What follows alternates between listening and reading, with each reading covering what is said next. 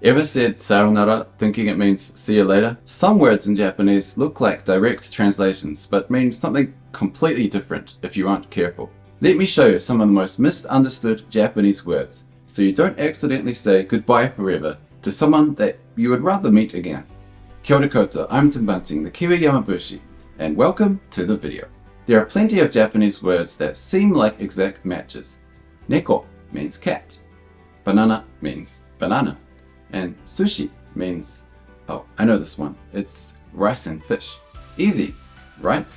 Many words seem like exact matches, but they really aren't, and you really do have to be careful. So here's 4 everyday Japanese words and their hidden meaning.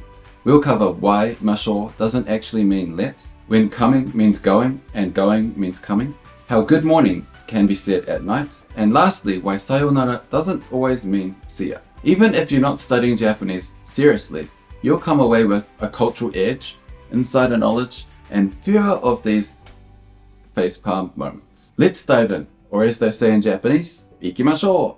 First up, I just said ikimashō, but does ikimashō really translate to let's go?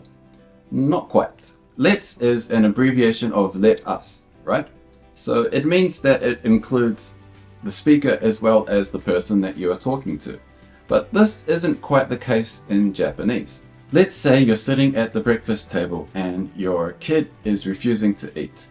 In Japanese, it's perfectly natural to say tabemashō to the child, referring to them eating. In Japanese, masho can mean you do it or I'm volunteering you to do it. It doesn't always include the speaker. In other words, in English we would say let's eat when we want to eat as well.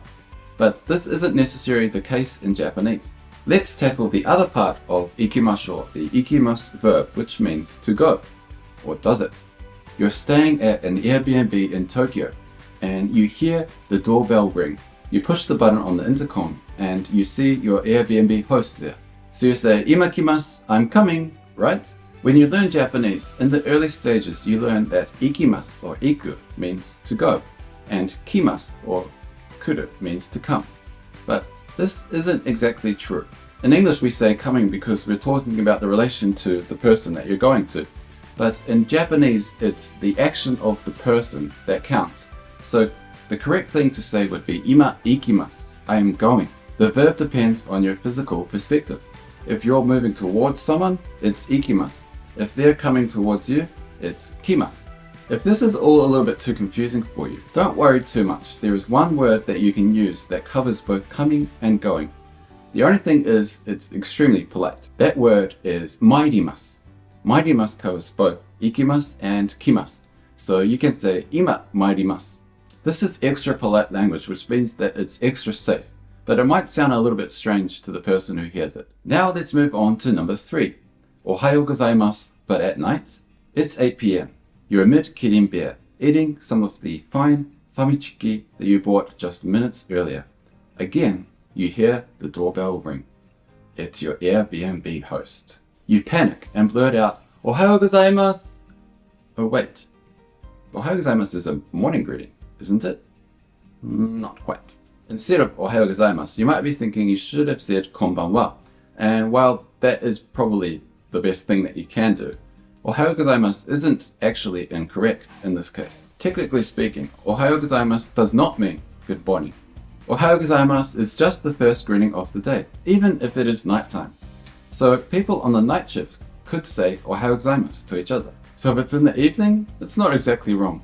But just be a bit careful with the next word, which is, of course, Sayonara. Sayonara, or as they say it in English, Sayonara, is huge in anime and Hollywood. But in Japan, you don't really hear it that much.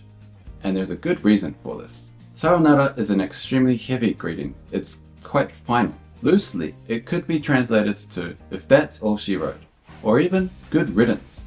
You'd probably hear it more often after a graduation, perhaps a breakup, or on someone's deathbed.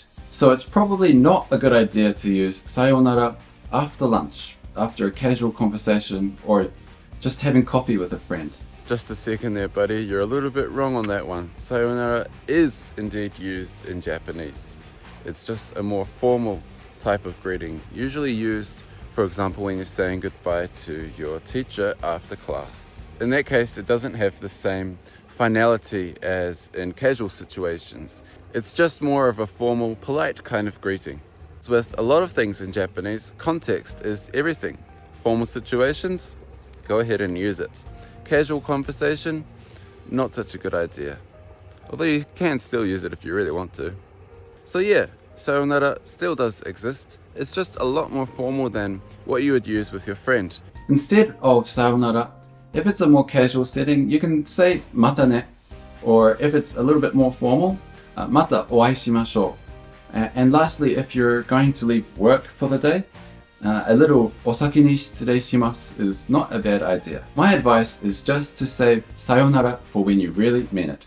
For example, if someone comes to your house at 8 p.m. while you're amid Korean beer and eating fami chicken.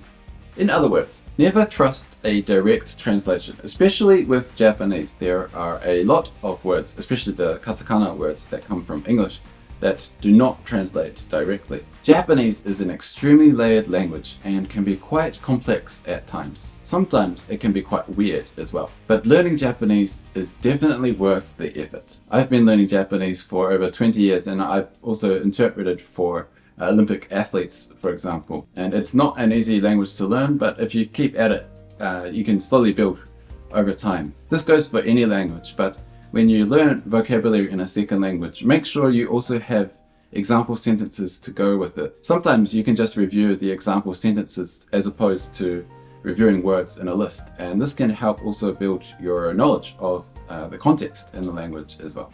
And now that you've watched this video, you'll offend slightly fewer people than you would have before. If you like deep dives into the culture of Japan, visit kiwiyamabushi.com for the Kiwi Yamabushi newsletter. Check out my video on what Spirited Away gets right about Japan. Or check out my video on Jizo-san, the baby Buddha that you see everywhere in Japan. I'm Tim Bunting, Kiwi Yamabushi, ka kite ano, and I'll see you next time.